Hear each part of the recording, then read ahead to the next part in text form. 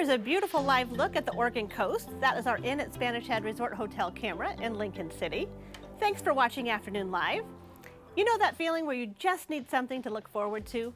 Well, it turns out that feeling is rooted in science. Here to explain, we welcome the author of the new book, The Neuroscience of a Bucket List, Getting the Most from Your Brain and Life, neuropsychiatrist Dr. Jeffrey DeSarbo. Hi, how are you? I'm doing pretty well today. How are you, Kerri? I'm doing great. Thank you for joining us. Absolutely. Let's talk about the proverbial bucket list. Of course, most people think of it as what you do before you kick the bucket, but is that truly what it is?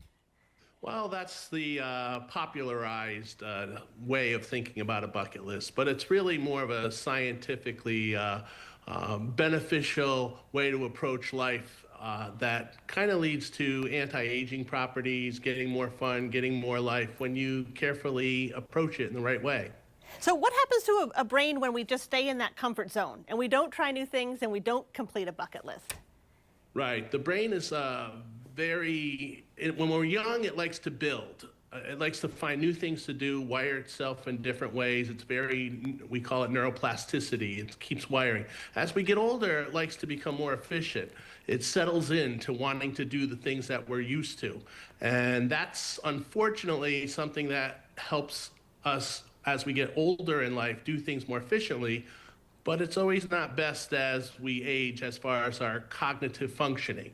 So we want to do new novel things all the time. That keeps our brain always looking to form new pathways and stay fresh and vital so that we don't get too tired and bored with our lives, but also keep our thinking very sharp. So why do you think people do get stuck in a rut and they stop trying new things? A lot of people do it because it's not even something they're choosing to do. Again, it goes back to the brain. It goes back to wanting to be efficient.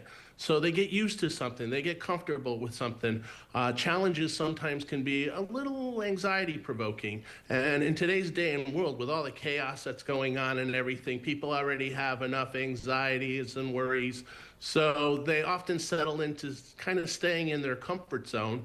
And a bucket list is a way to kind of keep the brain thinking, to push itself out of that, so it's always forming new connections and wiring itself differently. So does the brain start getting activated just thinking about a bucket list or creating and writing down a bucket list, or do you actually have to go and complete the item? No, it begins right from the start where you start thinking about planning a bucket list, thinking about what's meaningful to the individual. The studies show how when somebody pursues things in life that have a meaning and purpose to the self, that dopamine, that serotonin, it really starts to flow.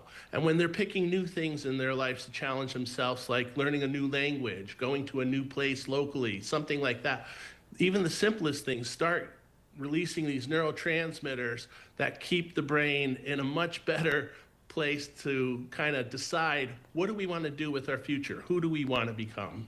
Yes, and when I think of a bucket list, and I know a lot of people, you think of the big items, climbing Mount Everest or running a marathon, but you're saying it doesn't necessarily have to be so grandiose. Not at all. Someone always says this isn't a bucket list, living that way, an expensive process. You could live an entire bucket list life and not spend a dime. And there's so much that we can do now, such as if you want to learn a new language, learn how to dance, learn meditation, you can do that from the internet, so much that we can do that's different and new in our lives can be free, and even simple things. And people always think, well, then how do you count that as a bucket list item if you're not traveling to all 7 continents? That's part of the art, is learning that doing small things that are new is still bucket list worthy. And what do you suggest for people if they want to start a bucket list? Well, I think the big thing is understanding that meaning, that it isn't this checklist of items that just make these big, grandiose types of goals that we set for ourselves. A bucket list is, again, something that's supposed to be intrinsic to the individual, meaningful, have purpose, helps build resilience, is novel, picking out new things. So learning that process and just starting with 1 or 2 goals, a couple of categories to start filling in the blanks.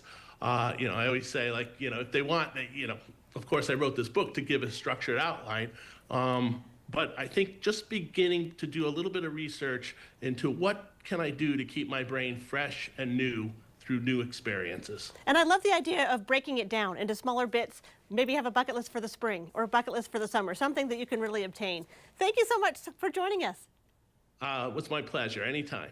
Well, Dr. DeSarbo's book again is The Neuroscience of a Bucket List, Getting the Most from Your Brain and Life. We'll have more information on our website at KATU.com. We'll be right back with more Afternoon Live right after this.